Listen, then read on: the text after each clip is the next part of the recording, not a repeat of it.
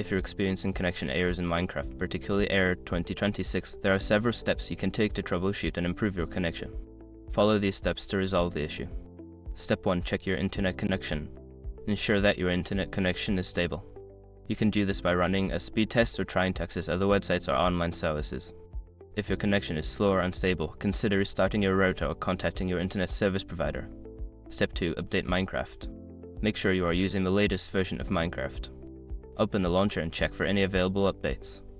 Keeping your game updated can resolve many connectivity issues, as updates often include bug fixes and improvements. Step 3. Adjust network settings. Open your network settings and try changing your DNS server.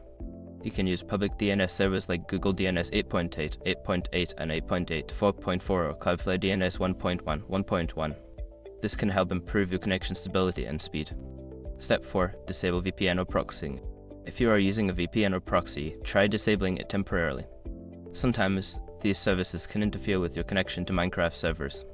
After disabling, restart the game and check if the issue persists. Step 5. Reinstall Minecraft.